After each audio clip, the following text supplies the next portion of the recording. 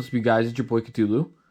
Coming at you with a deck profile. I just recently hit top 64 at the most recent Philadelphia Regional on June 15th of 2024.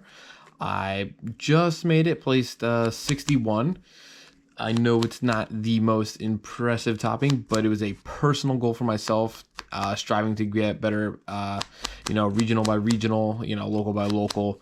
So placing top 64 was definitely a goal of mine, and now we are just going to try to achieve top 32 for the next one. In terms of matchups I saw, like round one, I lost to I played against Sword Soul. I lost the dice roll. I lost the first round, 1-2 to Sword Soul. Honestly, it's probably a game I should have won. We had I made red eyes with 3 minutes left in the game. I was winning by life points. I had an opportunity to make Draco instead of red eyes with the board state I had. But I was thinking with 3 minutes left, he didn't have much life points left. I think he had only like 3,000 life points left or something along those lines. I figured, let me try to go for it, and either he's going to burn himself out or he's going to be too scared to try to do anything and just end turn, or, a couple things and end turn. Unfortunately, it totally backfired. I didn't burn him once. He flipped all my stuff out. And I should have made the Draco. Every time I make that red eyes, except for like one time against Flu, that card always gets me the L. Round two, I played against Infernoble Snake Eye. I won the dice roll on that one, 2-1 on that one. It was a good back and forth. I wasn't able to crack my board with the hand traps I had game one. Game two, I had like no interruption. He went full combo, just had so much interruption that I had to try to play through that it just wasn't happening. And then game three, I shifted him. So I had a board and I had shifted him, so he wasn't doing too much through it. Round three, we start going on a little bit of a win streak. Round three, I play against it was Melodious, but it was Melodious agents, the monsters that bring out like the Mystic Shine Balls. It was definitely super interesting. I won the dice roll. I won 2-1. I honestly can't remember what happened as to why I dropped one of those games, to be quite honest. It was a long day. It was 10 rounds of Swiss. Round four, I won against Branded Chimera. I took that 2-1. I lost the dice roll on that one too. That one came down really close to the wire. It just came down to me out-resourcing him in game three, where I just kept hitting him with Birth every turn, just hitting all his like fusion materials, his Chimera fusions, to the point where he just couldn't summon anything anymore. Round five, I play against Snake Eyes. Finally see Snake Eyes. I win the dice roll. I go 2-0. There's not too much that I can remember about that match. I think one. I don't think I shifted him both games. I'm pretty sure I shifted him maybe game two, going second, and it pretty much. No, actually, I do remember. There was a funny moment. He ended on like. I was able to stop enough. He ended on Planet, Unicorn, and I believe a back row. I get him to use Unicorn effect. He hits my Big Eye, because I used Big Eye to crack his board in game one on the clapback. So he got rid of the Big Eye, so I can't do it again. I had Talents in hand. I take his Unicorn, and then I go full combo. Just go full Kashtira combo. Round six, I actually ended up losing to someone that ended up topping one of the top tables. I lost a dice roll. I went 0-2 against, it was like some kind of Thunder Dragon Link type deck. It just like obviously did like Dragon Link-esque stuff, but also turboing out Colossus. Game one, he brought out Colossus. I literally had a hand of everything that searches. No monsters, just everything that searches. So I pretty much just scooped there. Game 2, I go first. I put up a decent board, but he has so much gas that he just pushes through everything, and he just took the dub on that one. And then let's see, round 7, I won 2-0 against Goblins. I lost the dice roll on that. His boards where I know I hit him with Shifter in game 1, so he couldn't fully optimize his board. He still ended on like a Gabunga and the continuous spell that boosts their attack, and he ended on the Spell and Trap Eater. So I just had to like just bait things out. Was able to crack the board that way. And then game 2, he pretty much ended up on the same board. I can't remember where I interrupted him, but he pretty much ended up on the same board, and same thing, just baited everything I needed to bait out and just swung for game. And then round 8, played against Dragon Link, like actual, just like felt like more pure Dragon Link, what we're used to seeing. Lost the dice roll on that one, 2-0. Round 9, I went up against my boy Renzo. I won the dice roll. He was saying he couldn't believe I made it that far without, bricking. I was like, yep, I haven't bricked once today. Game 1, even with the 1 dice roll, I brick. I end on Birth and D-Fissure and Scareclaw Kashtira. Obviously not enough against Snake Eyes, and he busts the board, takes that. Game 2, I usually don't play into Nib, but it was kind of like one of those things where I was really sitting on the bubble. I needed to win every game because I'm already X2 at this point. I decide, you know what, I'm going to go for the higher ceiling board. I brought out Ogre. I already had a full board. I brought out Ogre to get me the trap as well, so I have some resource recursion in case things get, sent away, things like that. Played right into Nib. It is what it is. I got hit by the people's elbow. And then round 10, we took the dub against Snake Eyes. Not too much to say on that one. So we'll just get right into the meat and potatoes of the deck profile. So I mean, the monster lineup's pretty standard. There's nothing too crazy here. We're just running 3 Fenrir, running 3 Unicorn. I'm only running 2 Rise Heart. Not so much by choice. Running 3 is better. I know for side and siding patterns, you would probably side out. Like if you were running 3, you would side this out and run it at 2. Running 1 Scareclaw and 1 Ogre. Let's see. For the monster hand traps, 3 Ash Blossom, 3 Mourner, and of course, MVP of a lot of games, 3 Shifter. Again, against a lot of decks, you Shifter them, you win. So that's just how it be sometimes. You gotta take advantage. You have decks, you have Puppet Lock, you have a bunch of these other decks that have just auto win conditions. That's ours. For the spells, 3 Planet with the Terraforming, 3 Birth, the most broken card in the deck. I am playing 3 Theosis to make up for only having 1 Rise Heart. I mean 2 Rise Hearts. I'll be honest, even with 3 Rise Hearts, I know it can be a little bricky. I still might play this at 3 just because sending to banish, or banish just to add something back to hand, is still really nice, and having 3 of them just in case you get into a grind game to do it again and again is pretty nice. Running 3 Pot of Prosperity, 2 Talents. These came in big in a lot of games. Like I said, the one game where I stole someone's unicorn and just went full cash combo for the OTK. One D Fissure.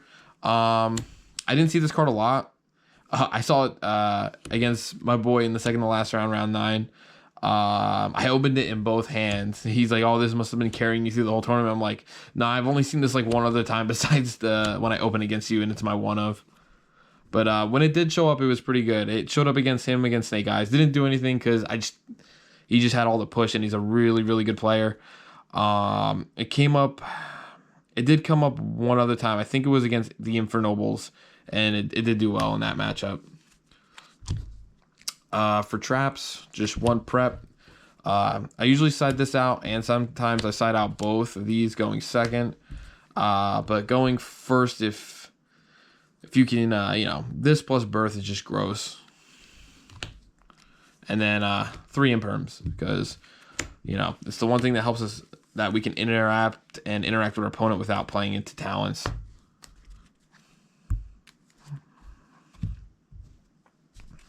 For the extra deck, I don't have a lot of the, I would say most optimized extra deck compared to other Kashtira profiles. For some reason, I don't have the Heat Soul, for some reasons being that I just don't own the cards. Also, again, I usually don't like playing into Nib, and doing a lot of the link combos, you play into Nib. You can end on the SP, in case they do go to Nib you can send away. But, I don't know, Burning for Life, you do draw into more possible interruption. It's not even guaranteed. I just don't like the fact that, we're not guaranteed to draw into interruption while playing into Nib. So, I'm running for the XZs. So, Shanger Era, I know. Some people run 1. I've just had moments where I've made 2, and it's 1v games just because the more you have on the field, the faster you can just start blocking all those zones. In general in this tournament, the zone blocking really didn't come up too much. It was more or less the fact that they had a waste and interruption on this. So it made a lot of your other board free.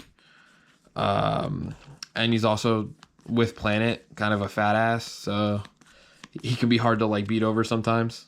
After they've exhausted a lot of interruption, now they have to try to swing through this. Sometimes it's a little too much. One dad. This could be 2, honestly. This guy comes up all the time. You just combo so well with your graveyard sending stuff off.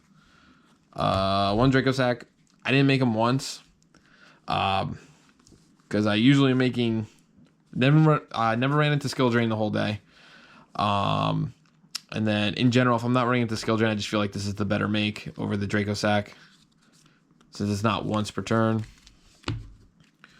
1 Big Eye. Again, he came in clutch against the Snake Eyes. Was able to steal his problematic monsters after baiting through interruption. 1 Gradial.